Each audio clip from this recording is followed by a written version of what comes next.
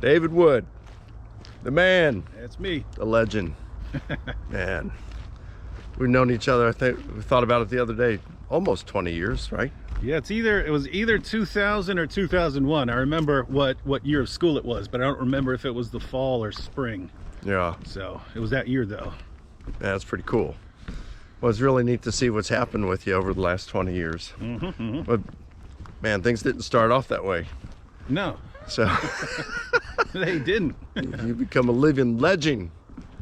A lot of people know about you. Just getting started though. That's right. Well, more than 400,000 people know about you on Facebook, right? Or on YouTube right now, because they've subscribed to the David Wood channel. By the time people are watching this, it's going to be 500 or a million though.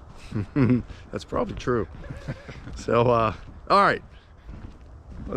I mean, you got such a fascinating story here. I couldn't believe it when you were telling me about your past. You tried to kill your dad. I mean, you're pretty big, man. Yeah. And you tried to go in and smashed his head with a hammer. Yeah. Tell me about it. Well, yeah, hit him in the head about 7 or 8 times with a hammer and left him for dead, but he Now, why did you do that? survived. Well, Did you hate him? No, not at all. Though I hated most people. But yeah, it kind of tell you something about mental illness, Mike. Some people are born a little different. You know what I mean? Yeah. They're born a little different. I tell people, like, because this is the first time it actually hit me that something was going on, but I was 5 years old and my dog died, and my mom got the call that my dog had just been run over, and I'd had this dog as long as I could remember. And my mom turned to me with tears in her eyes, and she told me that my dog had been run over by a bus. And I remember sitting there looking at her thinking, why is she crying? It's just a dog. So what? It's just a dog. And so I thought there was actually something wrong with my mom there. But as time went on, I noticed other people had that same kind of reaction. And basically, through years, you start noticing that you don't have the same emotional reactions as other people, but you blend in. You learn to mimic other people's emotional reactions, and then you learn to fit in. But then once you start turning 16, 17, 18, you start thinking, why am I trying to fit in with the rest of these people? By that time, you're a complete narcissist and you think you're superior to everyone else, right? Yeah. Because everything you do in your daily interactions is some form of manipulation. You're manipulating people all the time. And so you start to think that you're in control over all these people and stuff. And anyway, that's how people end up as narcissists. I wasn't, it wasn't until after that I was put in a psychiatric hospital, and I was diagnosed with antisocial personality disorder, which is it's a diagnosis shared by psychopaths and sociopaths. But you're growing up and you don't know this. You don't know this about yourself. You notice you're different, but your conclusion is that you're somehow better, not that you're defective. You know what I mean? But me, it was also combined with kinds of delusions of my own importance, and I didn't spot the contradiction between that and my beliefs, because I believe that there's this universe and we're just this completely insignificant speck in this universe. Our planet is, and we're just these little blobs of cells. Human beings were kind of disgusting to me, that they're these little blobs going around thinking that they're so important. Everything they do is so important. So I had that, but at the same time, I believed I was superior to all these things, right? Notice those things don't go well together, right? If everything we do is meaningless and we're on this little speck and nothing we really do ever matters, we're all pointless. So what sense does it make to say that I'm the greatest, most important, meaningless lump of cells? Didn't go together, but I didn't spot that. I didn't spot that until later. So basically starting from, I don't know, 14, 15, somewhere in there, not sure exactly when, but I kept doing more and more sort of extreme stuff. And I felt like I was shedding, I don't know how to describe it. Like basically I'd been indoctrinated and manipulated by people all my life, that other people were putting their ideas into me, and that by doing the opposite of what I was told, I was sort of becoming what I was somehow meant to be, even though it makes no sense to think of what I was meant to be on that worldview. But each time I would kind of do more and more extreme things. And each time I would have this sort of greater and greater sense of freedom that I had broken away from what I'd been trained and brainwashed into doing. And so that with my dad was just the most extreme step. Like I by the time I got to that, I thought, this is it. There's nothing else worse that I can do. Once I've done this, I've completely broken away from all the training, all the indoctrination, all the manipulation that people have foisted upon me all my life, and I will be like what I am truly meant to be. Yeah, that's some sick thinking, man. It is. It's messed up. What's creepy is, back then I think I'm the only one, right? I'm the supreme example. What's creepy is there are other people out there like this, right? That's a diagnosis that other people share. And I'm hoping I don't run into them. Yeah. I'm glad I'm your friend. That's the bad part. Every time you go to a football game or something like that, you're walking past a couple of them. Right? Wow. Yeah. They're not at baseball games. It's a more civilized crowd. Yeah, they like action too much. That's why. So, all right. So you go in, you take a hammer and smash your dad's head while he's sleeping. Yeah. 5, 6, 7 times. What happens next? Yeah, I drove up to. I left him for dead, and then he didn't die, and so I ended up in a mental hospital for a while. My diagnosis was, again, antisocial personality disorder, but that's not something you keep someone in a mental hospital for, right? Okay. You don't.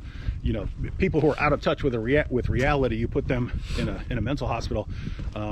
Sociopaths and psychopaths, once they do something, you lock them up. So I went to jail and then to prison, and as you know, in jail, I eventually became a Christian. So, yeah, that's when things changed. How long were you in prison for? Total with jail and prison, it was a 10-year sentence, but under the old law, if you didn't get in trouble, you served half your time. So I actually served a little over 5 years. Okay. So you got out, you kind of, do I remember correctly, you went around lecturing for the Department of Corrections? Something like that? No. It was for the Criminal Justice Department. Okay. At ODU. They would have me give talks on, I talk about the prison system, what the prison system was like. Yeah. Just it was good for them to have, firsthand commentary on the system. Is that rough living in prison? Not for you, because you were the king in there. No, I wasn't the king. I wasn't the king. But it's it kind of depends. If you're not mouthing off, because keep in mind, I became a Christian probably, I guess, a little under a year into my sentence. But if you're a Christian and you like to read and you don't go around jumping in people's faces and stuff like that, then if you like to read, then you get to sit around and read pretty much all day. Okay. And so yeah, for me it was an awesome time of studying. There were other cool Christians in there who had life-changing experiences and stuff. So there were church services and Bible studies every night of the week, because people come in from outside to do Bible studies and church services and stuff. So yeah, if you're actually focused and dedicated, that is an awesome time to change your life around. So you get out of prison what year? 2000. Oh, and then you go right into ODU. Yeah, actually. And then I'm meeting you probably within a year, less than a year after you're out of prison. It was in my first year. Yeah. Wow. Yeah. So you were doing a triple major, if I remember right. I did a double. My wife did a triple major. Yeah, Marie. I did a double major in biology and philosophy. She did psychology, philosophy, and biology. Yeah. Now I remember your pastor, Mark Rion, comes to me and he says, "Hey, Mike, I got some really sharp students. They're interested in Christian apologetics. Would you be interested in discipling them, meeting with them?" And I said, I don't know. Writing a book right now. I'm kind of busy, but I'll think about it. I talked to Gary Habermas, and Gary said, Mike, why don't you go ahead and do it? You never know what can come out of that. And you started your dream team meeting. Yep. And ended up with me, Nabil, when he was still a Muslim. That's right. And you in there. Yep. Not to mention the other people in there. Yeah, several others. Amy Ponce. Yep. Marie. There was Chris Callie and Marie, Paul Richardson. Paul Richardson. And you had Chris, his girl he was dating that he ended up marry. Her name was Chris as well. Yeah. Yeah, that was a cool group. Yeah, it was. That was fun. Well, all right. So then you went off. You finished. Then you got your. You went off to Fordham on scholarship. Got a PhD in philosophy. Yep. Focused on what? Problem of evil. Yeah. So my doctoral dissertation was on what's called the Bayesian argument from evil, which is sort of the most recent development. It's like the latest form of the argument. And what's cool is the people who are advocating the Bayesian argument from evil, they acknowledge that earlier forms of the argument fail. So it's pretty widely accepted now that the logical version of the argument from evil fails. But what's cool is the Bayesian form guys, they acknowledge that even the inductive form fails. So the more popular evidential form that's put out by William Rowe before he died even acknowledged that there are problems with his original argument, which is cool because wow, at a popular level they're always behind the times, right? By the time people are going around using an argument, the philosophers who came up with that argument are already saying, okay, I admit I was wrong.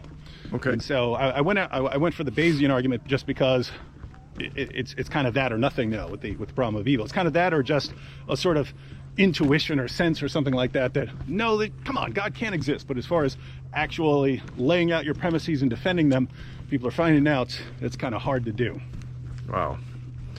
So now, what you do for a living, you started several years ago, you started a YouTube channel. I remember what got you interested in Islam, of course, was Nabil, because he was trying to convert us and we were trying to convert him.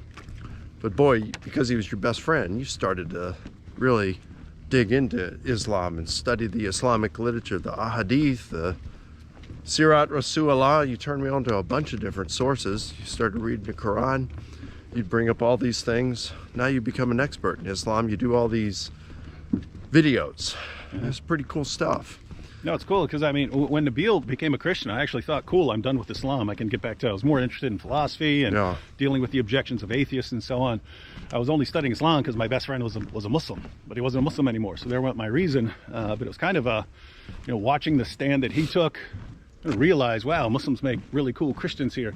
And there weren't a lot of people dealing with Islam, right? I mean, it's very natural if you want to go into apologetics to go right after atheism. Yeah. But there's about 1.6 billion Muslims in the world, so I realized it's a good area to be in, so stuck with it. That's awesome. So, well, that's cool. Well, what we'll do is I want to hear more about what you do, and let's do that in our next video. In our next video, we will be covering David's road to his current occupation, making videos criticizing Islam. And it's amazing, there are just tons of people, Muslims, who are viewing these videos all over the world and coming to Christ, and we'll hear about that next. Looking forward to it, brother.